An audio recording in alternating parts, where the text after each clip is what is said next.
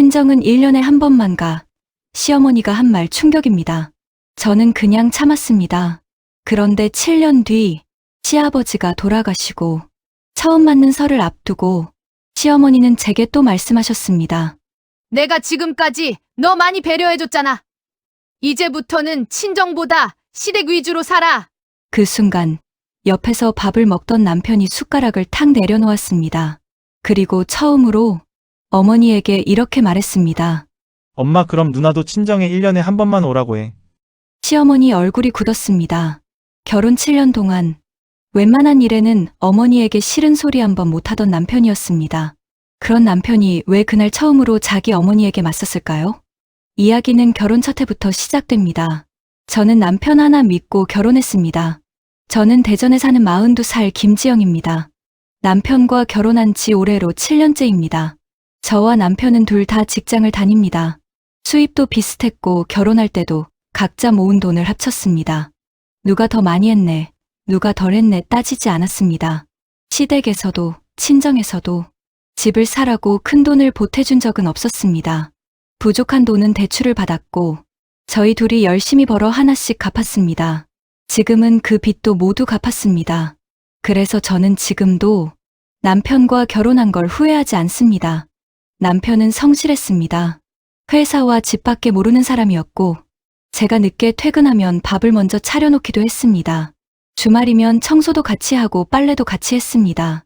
누가 시키지 않아도 본인이 할 수 있는 일은 알아서 하는 사람이었습니다. 저희 친정은 지금 사는 곳에서 차로 4시간이 넘게 걸립니다. 명절에 차가 막히면 왕복 12시간이 걸릴 때도 있습니다. 그래도 저는 괜찮았습니다. 제가 선택한 사람이었고 이 남자 하나 믿고 멀리까지 와서 결혼한 것이니까요. 그런데 결혼하고 얼마 지나지 않아 제가 생각했던 결혼 생활과 시어머니가 생각하는 며느리의 자리는 너무나 다르다는 걸 알게 됐습니다. 결혼하고 처음 맞은 어느 주말이었습니다. 시댁에서 식사를 하고 제가 부엌에서 설거지를 하고 있었습니다. 그때 남편이 자연스럽게 제 옆으로 왔습니다. 내가 헹굴게. 당신은 씻어. 평소 집에서도 늘 그렇게 했기 때문에 저 역시 별 생각이 없었습니다. 그런데 거실에 계시던 시어머니가 갑자기 큰 소리로 남편을 부르셨습니다.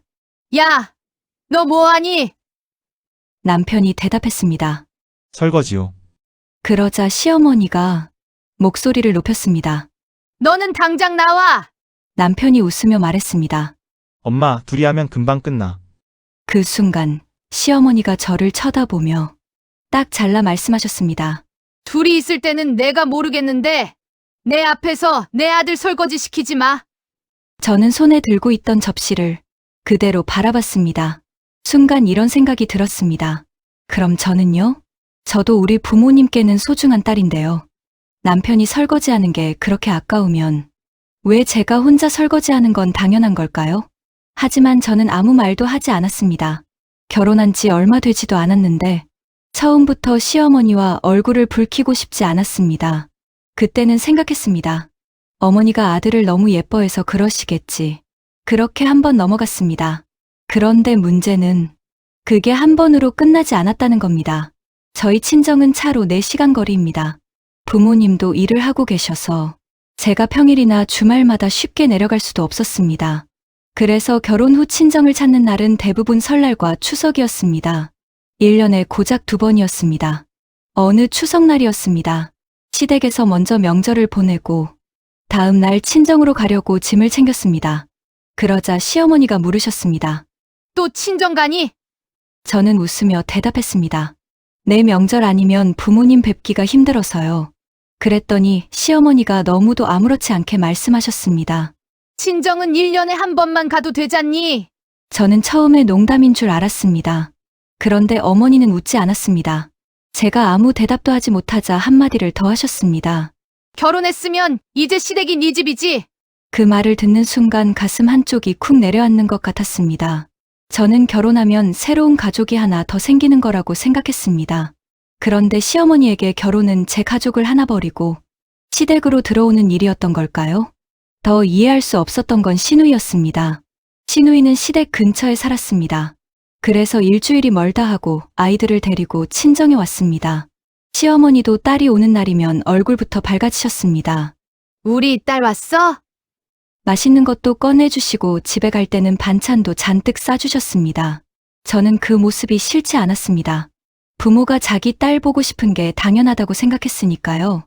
그런데 어느 순간 이런 생각이 들었습니다. 우리 엄마도 똑같지 않을까? 우리 엄마도 자기 딸을 보고 싶지 않을까? 그날 집으로 돌아가는 차에서 남편에게 처음으로 말을 꺼냈습니다. 당신 엄마가 나보고 친정은 1년에 한 번만 가래. 남편이 잠시 침묵하더니 한숨을 쉬었습니다. 엄마가 원래 그런 말을 좀 해. 그 말을 듣는데 오히려 더 서운했습니다. 원래 그러면 괜찮은 거야? 당신 누나는 일주일에 한 번씩 와도 되고 나는 1년에 2번 가는 것도 많다는 게 말이 돼? 남편은 한참 동안 말이 없었습니다. 그러다가 말했습니다. 다음부터는 내가 말할게. 저는 믿었습니다. 하지만 남편 역시 어머니와 부딪히는 게 두려웠던 것 같습니다. 그 다음은 쉽게 오지 않았습니다. 누군가는 이렇게 말할지도 모릅니다. 그 정도 가지고 뭘 그렇게 서운해하냐. 맞습니다. 한 번이면 웃고 넘어갈 수도 있습니다. 그런데 같은 일이 몇 년 동안 계속되면 이야기가 달라집니다. 내 식구가 밥을 먹다가 고기 반찬이 제 앞에 있으면 시어머니는 말없이 접시를 집어 남편 앞으로 옮겼습니다. 남편이 다시 제 앞으로 밀며 말했습니다. 엄마, 지영이도 먹어야지. 그러면 시어머니는 말했습니다. 얘는 알아서 먹겠지. 과일을 깎아도 가장 좋은 조각은 남편 앞으로. 몸에 좋다는 음식이 생겨도 언제나 아들이 먼저였습니다. 처음에는 이해했습니다. 엄마에게 아들은 평생 아들일 테니까요. 하지만 그런 일이 반복될수록 저는 그 집 식탁에 앉아 있으면서도 가족이 아니라는 생각이 들었습니다. 나는 이 집에서 대체 뭐지? 남편 밥 챙기고 설거지하고 명절마다 먼저 찾아와야 하지만 좋은 음식 하나 나누어 먹는 것조차 아까운 사람인가? 그런 생각까지 들었습니다. 그래도 저는 참았습니다. 남편이 제 앞에 다시 고기 접시를 놓아주는 사람이었으니까요. 그러던 중 시아버지가 췌장암 진단을 받으셨습니다. 발견됐을 때는 이미 병이 많이 진행된 뒤였습니다. 남편은 크게 흔들렸습니다. 시어머니 역시 하루아침에 기운을 잃으셨습니다. 저도 최대한 도왔습니다. 회사에 휴가를 내고 병원에 함께 가기도 했고 주말이면 반찬을 만들어 시댁에 가져다 드렸습니다. 제가 할 수 있는 건 그 정도밖에 없었습니다. 하지만 시아버지는 생각보다 빠르게 세상을 떠나셨습니다. 장례를 치르는 동안 저와 남편은 며칠째 제대로 잠도 자지 못했습니다. 그날 시어머니가 남편에게 영양제를 하나 가져오셨습니다. 너 얼굴이 너무 안 좋다. 이거 먹어. 남편이 하나를 먹더니 제게도 건넸습니다. 당신도 며칠째 못 잤잖아. 하나 먹어. 제가 손을 내밀려던 순간이었습니다. 시어머니가 사람들 앞에서 큰 소리로 외쳤습니다. 그거 아무나 먹는 거 아니야. 제 손이 그대로 멈췄습니다. 주변에 있던 사람들이 저희 쪽을 바라봤습니다. 얼굴이 화끈거렸습니다. 저는 아무렇지 않은 척 손을 거뒀습니다. 괜찮아요. 어머니 저는 안 먹을게요.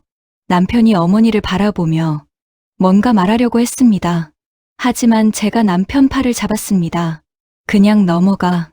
시아버지를 보내는 자리에서 싸우고 싶지 않았습니다.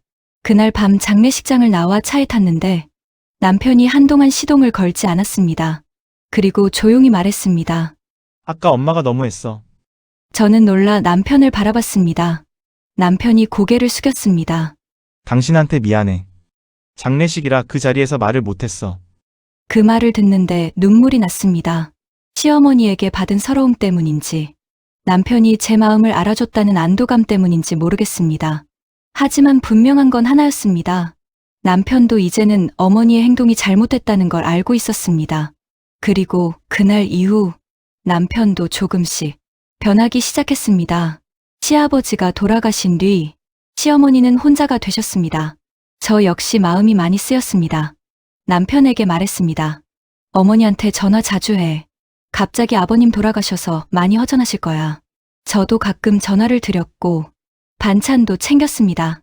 그래서 시아버지 없이 처음 맞는 이번 설에는 평소보다 시댁에서 더 오래 머물 생각도 하고 있었습니다. 그런데 설을 며칠 앞두고 저희 부부와 시어머니가 명절 일정을 이야기하게 됐습니다. 남편이 말했습니다. 설날은 엄마랑 보내고 다음 날은 지영이네 다녀올게. 그 순간 시어머니가 저를 바라보셨습니다. 지영아, 네, 어머니. 시어머니가 천천히 말씀하셨습니다. 내가 그동안 너 많이 배려해줬잖니. 저는 순간 무슨 뜻인지 몰랐습니다. 이제 아버지도 안 계시고 나 혼자잖아. 그 말까지는 이해했습니다. 저 역시 어머니가 많이 외로우실 거라고 생각했습니다. 그런데 다음 말이 제 가슴을 찔렀습니다. 이제부터는 친정보다 시댁 위주로 살아. 저는 한동안 아무 말도 하지 못했습니다. 머릿속에 계속 한 단어만 맴돌았습니다. 배려. 내가 직장 다니면서 시댁 행사를 챙긴 것도, 명절마다 시댁부터 온 것도, 차로 4시간 거리인 친정을 1년에 2번 간 것도, 시어머니에게는 본인이 며느리에게 허락해준 배려였던 겁니다. 저는 조심스럽게 물었습니다. 어머니, 제가 친정에 1년에 2번 가는 것도 어머니가 배려해주신 거였어요? 시어머니 얼굴이 굳었습니다. 말을 왜 그렇게 받아들이니? 결혼했으면 시댁 먼저 생각하는 게 당연하지. 그 순간 지난 7년이 한꺼번에 떠올랐습니다. 설거지하던 남편을 부엌에서 불러내던 모습, 고기 접시를 남편 앞으로 옮기던 손, 장례식장에서 영양제를 받으려던 제 손을 막던 목소리, 그리고 이제야 알 것 같았습니다. 시어머니 마음속에는 내 아들은 귀하고 며느리는 우리 집에 맞춰야 한다. 그 생각이 자리 잡고 있었던 겁니다. 그날 집으로 돌아온 뒤 저는 결국 남편에게 7년 동안 참았던 말을 쏟아냈습니다. 나는 당신 어머니한테 잘하려고 노력했어. 그런데 오늘 알았어. 어머니는 내가 친정에 가는 것까지 본인이 허락해주는 거라고 생각하고 있었어. 남편도 지쳐 있었습니다. 결국 남편이 목소리를 높였습니다. 그래서 나보고 어떻게 하라는 거야? 저는 순간 얼어붙었습니다. 남편은 머리를 감싸며 말했습니다. 엄마한테 말해도 안 바뀌고. 당신은 계속 나한테 엄마 얘기하고. 나도 중간에서 너무 힘들어. 남편 마음도 이해했습니다. 자기 어머니와 아내 사이에서 7년 동안 편하지 않았을 겁니다. 하지만 그 말을 듣는 순간 저는 갑자기 무서워졌습니다. 시어머니 때문에 힘든 게 아니라 이 문제 때문에 제가 가장 사랑했던 남편과 서로 미워하게 될까봐 무서웠습니다. 저는 조용히 말했습니다. 당신한테 어머니를 바꾸라고 하는 게 아니야. 딱 한 번이라도 잘못된 건 잘못됐다고 말해줬으면 좋겠어. 그리고 처음으로 제 진짜 마음을 말했습니다. 당신이 계속 모른 척하면 나 언젠가는 어머니가 아니라 당신까지 미워질 것 같아. 남편은 아무 말도 하지 않았습니다. 며칠 뒤 저희는 다시 시어머니 댁에 갔습니다. 설 일정을 확실하게 정하기 위해서였습니다. 저는 마음을 정했습니다. 더 이상 싸우지는 않겠다. 하지만 친정에 가는 것까지 누군가에게 허락받으며 살지는 않겠다고요. 식사를 하던 중 시어머니가 먼저 말씀하셨습니다. 이번 설에는 그냥 연휴 내내 여기 있으면 안 되니? 남편이 대답했습니다. 엄마, 다음 날은 처가 가야지. 시어머니가 바로 말했습니다. 내가 지금 혼자인데 사돈댁은 2분 다 계시잖아. 남편은 잠시 참았습니다. 그런데 시어머니가 저를 바라보며 또 말씀하셨습니다. 너도 결혼한 지 7년 됐으면 알 때 됐잖니. 친정은 적당히 가. 내가 지금까지 많이 봐준 거야. 그 순간이었습니다. 남편이 들고 있던 숟가락을 식탁 위에 탁 내려놓았습니다. 저도 놀랐고 시어머니도 남편을 바라봤습니다. 남편이 말했습니다. 엄마, 그럼 누나도 친정에 1년에 한 번만 오라고 해. 시어머니 얼굴이 굳었습니다. 갑자기 네 누나 이야기가 왜 나와? 남편이 대답했습니다. 똑같으니까. 시어머니가 목소리를 높였습니다. 네 누나는 딸이잖아. 바로 그 순간 남편이 대답했습니다. 지영이도 장모님 딸이야. 식탁이 조용해졌습니다. 저는 숨도 제대로 쉬지 못했습니다. 남편은 멈추지 않았습니다. 엄마가 누나 보고 싶은 만큼 장모님도 지영이 보고 싶어. 누나는 결혼했어도 엄마 딸이고 지영이는 결혼했다고 장모님 딸이 아니게 되는 거 아니잖아. 시어머니는 아무 말도 하지 못했습니다. 남편은 이어 말했습니다. 그리고 우리 둘 다 돈 벌어. 집안일 같이 하는 것도 당연해. 내가 설거지한다고 지영이가 나쁜 아내가 되는 것도 아니야. 그 말을 듣는데 저도 모르게 눈물이 올라왔습니다. 7년 동안 제가 마음속으로만 했던 말을 남편이 처음으로 자기 어머니 앞에서 말하고 있었습니다. 시어머니가 한참 뒤 말씀하셨습니다. 그래도 이번에는 아버지 없이 처음 맞는 소리잖아. 남편의 목소리가 조금 부드러워졌습니다. 알아, 그래서 설날은 엄마랑 보낼 거야. 하지만 다음 날은 처가 갈 거고, 그리고 마지막으로 말했습니다. 앞으로 명절도 그렇게 할 거야. 한쪽 부모만 부모인 것처럼 살지는 않을 거야. 그 순간 남편이 식탁 아래에서 제 손을 잡았습니다. 저는 아무 말도 하지 못했습니다.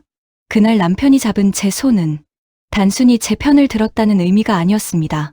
조금씩 금이 가고 있던 저희 부부의 관계를 다시 붙잡은 손이었습니다. 그날 이후 시어머니가 하루아침에 완전히 달라진 것은 아닙니다. 가끔은 여전히 말씀하십니다. 요즘 남자들은 집안일을 너무 많이 한다. 옛날 며느리들은 다 하고 살았는데 하지만 한 가지가 달라졌습니다. 예전에는 그런 말을 들으면 제가 혼자 참고 집에 와서 남편에게 모든 감정을 쏟아냈습니다. 그러면 저도 지쳤고 남편도 지쳤습니다. 이제는 남편이 그 자리에서 말합니다. 엄마, 우리 일은 우리가 알아서 할게. 그 한마디면 끝납니다. 명절도 한쪽 집만 무조건 먼저 가지 않습니다. 이번에 시댁을 먼저 갔다면 다음에는 친정을 먼저 가기도 하고 각자 상황에 맞게 시간을 나눕니다. 시어머니가 서운해하실 때도 있습니다. 그러면 남편은 말합니다. 엄마가 서운한 만큼 장모님도 서운할 수 있어. 저는 지금도 남편을 사랑합니다. 그리고 시어머니를 미워하면서 살고 싶은 마음도 없습니다. 시아버지를 갑자기 잃고 혼자가 되신 시어머니가 얼마나 외로우실지도 압니다. 그래서 제가 할 수 있는 만큼은 잘해드리고 싶습니다. 하지만 이제는 압니다. 잘해드리는 것과 내 삶을 포기하는 것은 전혀 다른 일이라는 것을요. 며느리가 됐다고 해서 누군가의 딸이 아니게 되는 것도 아닙니다. 아내가 됐다고 해서 남편만 귀한 사람이 되는 것도 아닙니다. 남편도 누군가의 귀한 아들이지만 저 역시 누군가가 평생 아끼고 사랑하며 키운 소중한 딸입니다. 그 너무나 당연한 사실을 인정하기까지 저희 부부는 7년이라는 시간이 걸렸습니다. 여러분이라면 어떠셨을까요? 친정은 1년에 한 번만 가라. 이런 말을 들으면서도 7년 동안 참고 지내실 수 있으셨을까요? 아니면 가족이라 해도 어느 순간에는 분명하게 선을 그어야 한다고 생각하시나요? 여러분의 생각을 댓글로 들려주세요. 그리고 이런 가족 이야기와 우리 인생에서 한 번쯤 겪을 법한 사연이 공감되셨다면 구독과 좋아요로 함께 해주세요. 여러분이 남겨주시는 댓글 한 줄이 비슷한 일을 겪고 있는 누군가에게는 큰 위로가 될 수도 있습니다. 오늘도 끝까지 사연 들어주셔서 감사합니다.